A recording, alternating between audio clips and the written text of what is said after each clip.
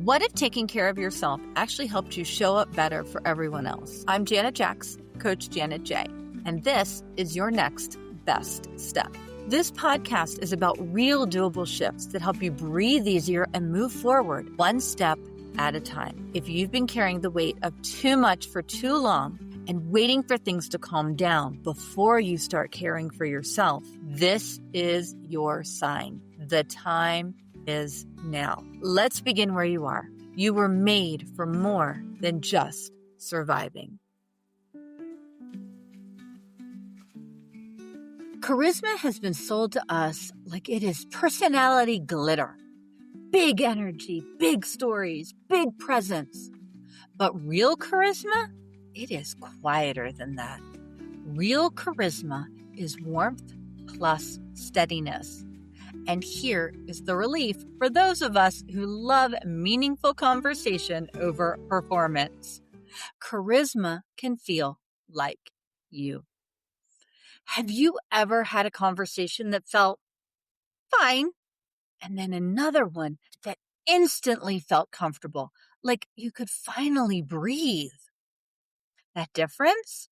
That is what we often call charisma. Today is Micro Charisma Part 1, Warmth and Competence Without Performance. Next time, in Part 2, we will build on this foundation with the connection skill that many introverts already love. For today, we are staying simple and grounded. I used to believe charisma meant being the fun one, the fast talker, the storyteller, the kind of person who walks into a room and flips a switch. Yeah, that is not me. I am more warm presence, steady tone, meaningful connection, and honestly, a polite exit before small talk turns into a marathon. So I started paying attention to the people I felt drawn to. They were rarely dramatic, they were warm, and they were steady. Here is why charisma is worth caring about. It is not about being impressive. It is about making others feel at ease. When you are dealing with aging parents who need reassurance, adult children who need guidance, coworkers who need steady leadership, or friends who need to feel seen, charisma is how you create that sense of safety. It is influence without manipulation. Connection without pretending to be someone you are not. And for those of us in the sandwich generation, juggling 1,000 things, having this skill means conversations take less emotional energy, not more. Here is what decades of social psychology research tells us about charisma. It comes down to two dimensions, warmth and competence. Researchers at Princeton, including Dr. Susan Fisk and her colleagues, have studied how we form impressions of others across cultures.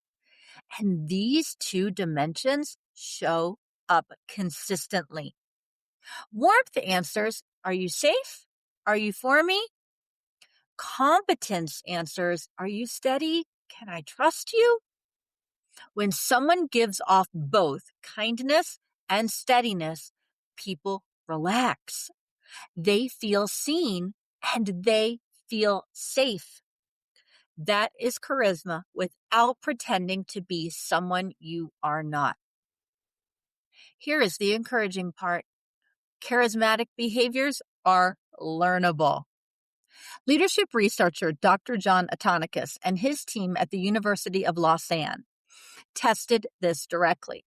They trained managers in specific charisma behaviors, then measured how others perceived them 3 months later. The result? Charisma ratings improved significantly with an average effect size of about 60%. So this is not a personality lottery. It is a skill set. Now, a quick note on body language. You may have heard about power posing. the idea that standing in a certain pose changes your hormones and makes you more confident. The original 2010 study claimed this, but when other research teams tried to replicate those findings, they could not. The hormonal effects did not hold up. What did hold up? People reported feeling more powerful after expansive postures. So here is what is practical and realistic. Aim for open posture and a calmer pace. Not theatrical, just grounded. This is where Colossians 4:6 fits beautifully. Let your conversation be always full of grace, seasoned with salt, so that you may know how to answer everyone. Grace is warmth. A steady, wise response is competence. This verse gives us a faith-rooted picture of charisma that feels clean. No performing, no pretending, no hype. Just grace and wisdom offered steadily. Here is your next best step for this week. A warmth and competence 1-minute rep. In one conversation this week, work, church, family, anywhere, practice this sequence. Presence. Phone fully away. Yes, we talked about this in the Love Languages episode, and it matters here too. 1 breath, soft eye contact. And you need warmth. Deliver 1 specific, sincere affirmation. Examples: I appreciate how steady you were today. Or, thank you for following through on that. Or, I'm grateful you showed up.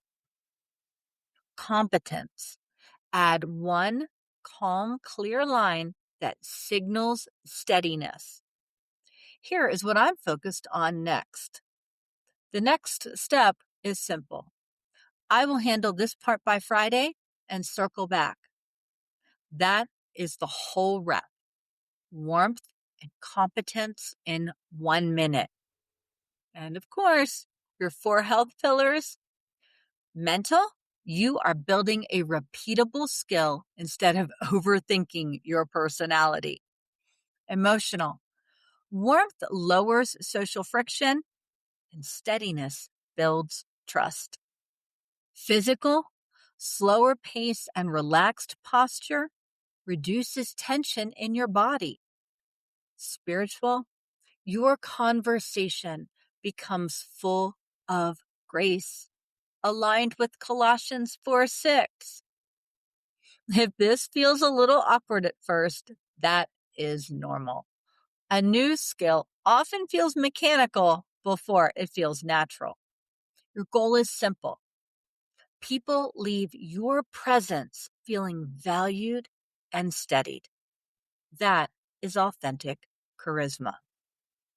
Today was Micro Charisma Part 1, Warmth and Competence, No Pretending Required. Your next best step is that 1-minute rep, 1 conversation this week. And next time, we will build on this foundation with Micro Charisma Part 2. All right, you've got your next step. Small, doable, and real. If this inspired you, make sure to grab your free 5-minute daily reset at yournextbeststep.com. It's my gift to help you pause the chaos and reconnect with what matters most. Be sure to subscribe. And if someone came to mind while you listened, please share this with them. Remember, you are seen, you are known, and you matter. Be kind to yourself along the way. You are making real change, 1 step at a time. One more thing about warmth and charisma before we go.